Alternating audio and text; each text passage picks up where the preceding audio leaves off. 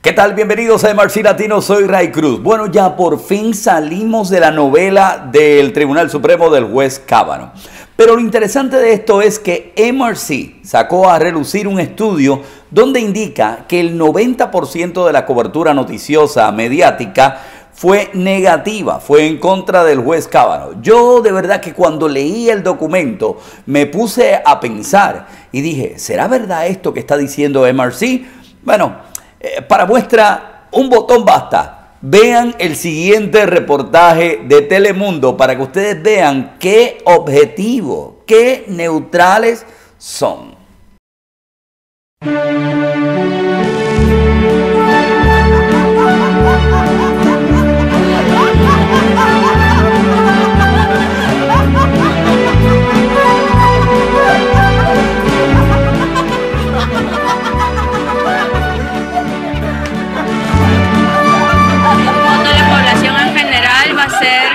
Que los republicanos no vuelvan a tener el control del Senado. Pero más allá de lo inmediato, de lo electoral, la adición del magistrado Kavanaugh tendrá efectos a mediano y largo plazo, especialmente porque afecta el balance entre liberales y conservadores en el tribunal de mayor rango en el país. Hasta ahora, había 4 jueces de un lado y 4 del otro, y aunque algunos pueden cambiar su voto en ciertos temas, el nuevo magistrado podría romper el empate. Para un momento, espérate, afecta el balance. Ok, pero una pregunta, ¿no que Kavanaugh está sustituyendo a un juez que fue nombrado por Ronald Reagan? Ok, afecta el balance. Vamos a seguir viendo el reportaje de Telemundo, neutral. Al nombrar a un juez como Kavanaugh para el 5º voto, significa que la minoría del país va a controlar la mayoría de las decisiones. Espérate, Joseph Malot, por favor. Primero, ¿quién te dijo a ti que la minoría va a controlar sobre la mayoría? Tú no te acabas de dar cuenta que Donald Trump ganó las elecciones. No te acabas de dar cuenta que el Senado es republicano porque los republicanos ganaron las elecciones en su mayoría. No te acabas de dar cuenta que el Congreso es republicano porque los congresistas republicanos ganaron en su mayoría. ¿De qué minoría tú hablas? ¿O es que no te has dado cuenta que Hillary perdió? So listen to me. Everybody should head home. You should get some sleep. We'll have more to say tomorrow. Hemos visto que él se ha puesto de lado siempre de las corrientes que han afectado más profundamente a nosotros los hispanos como inmigrantes. Otro más, otro demócrata más. Bueno, nada, Telemundo, yo sé que al parecer no conocen analistas republicanos o no le dan por...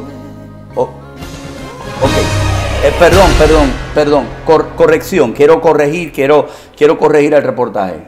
¿Estás seguro?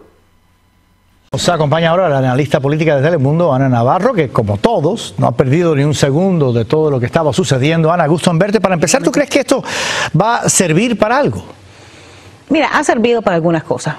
Ha servido para darles el mensaje a las mujeres, a las víctimas, que no solo son mujeres, también hay hombres de acoso sexual. Espérate un momento. ¿Qué dice ahí? Analista republicana de Telemundo. Por fin Telemundo pone una analista republicana, ok. Había perdido la fe en los medios porque solo un solo lado, pero por fin, qué bueno. Por fin. Vamos a ver a Ana Navarro, analista republicana en Telemundo. De que pueden hablar, de que deben hablar, de que van a ser creídas y de que se les va a tratar de una manera diferente. Es increíble el nivel de reacción a través de los medios sociales de personas saliendo impromptu a contar sus propias historias tan dolorosas. Yo creo que es porque han visto el coraje de esta mujer, porque han visto la valentía de esta mujer, que muchas se sienten que pueden hacer eso. Ahora, que si va a cambiar voto, mira, José, la mayoría de los demócratas, todos los demócratas iban a votar en contra de él ya por temas ideológicos, no por este tema. La gran pregunta, la gran incógnita son 3 o 4 republicanas, las 2 senadoras mujeres el senador Jeff Flake de Arizona, que se retira, el senador Ben Sasse, que está en el comité y que ha sido crítico. ¿Qué irán a hacer ellos? Ahora, hablando estrictamente del testimonio de hoy, ¿quién crees que es más creíble? No sé. Ahí hay una víctima y un gran actor. No sé cuál es cuál. Espera un momento.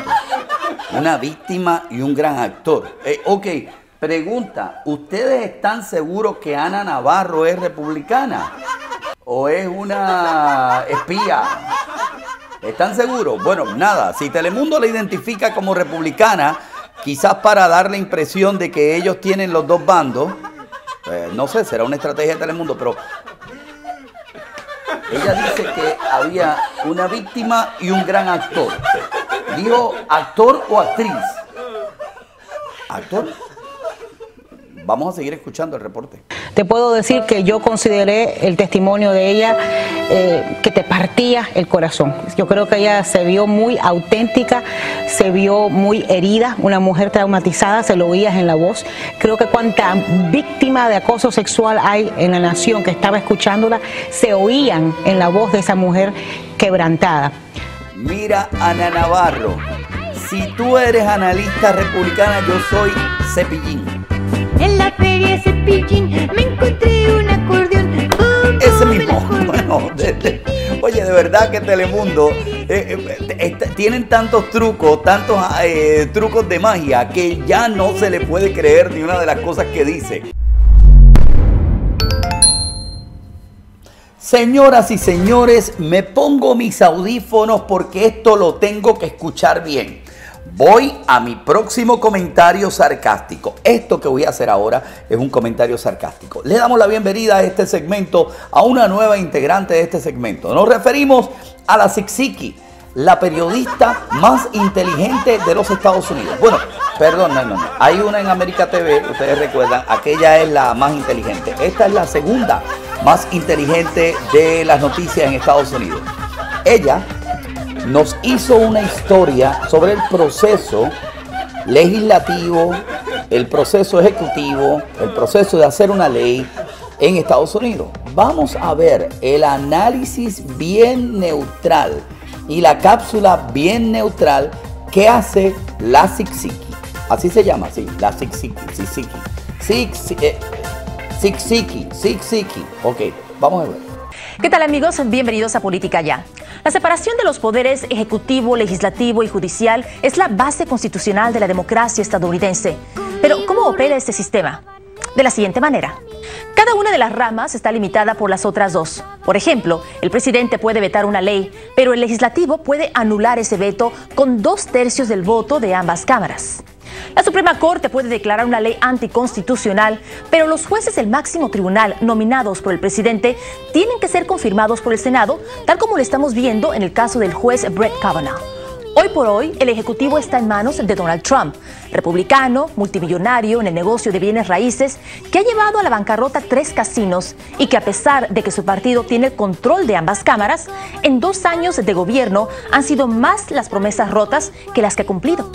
Para un momento. Vamos a ver las que ha cumplido primero. Vamos a ver, por favor, Zigzigi, muéstranos cuáles son las que Donald Trump ha cumplido. Entre las que ha cumplido están aumentar la inversión militar, la renegociación del Telecán y la imposición de aranceles para desalentar a empresas estadounidenses a reubicarse en otros países. Para. Ok, vamos a analizar primero. El aumento del presupuesto militar, ¿ok? O sea que hoy nuestros soldados están con más recursos. ¿Está bien? Está bien. 2, el tratado de libre comercio. O sea que hoy tu país, México, tiene un tratado de libre comercio y eso le crea oportunidades de vender sus productos también en los Estados Unidos y en Canadá. Está bien. Aplauso para Trump.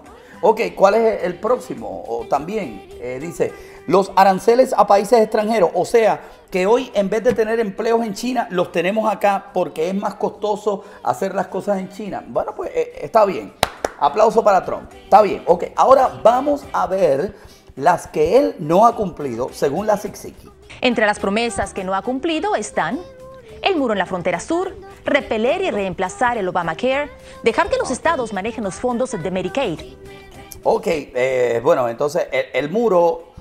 promesa que no ha cumplido. Bueno, al parecer tú estás deseosa que él construya el muro.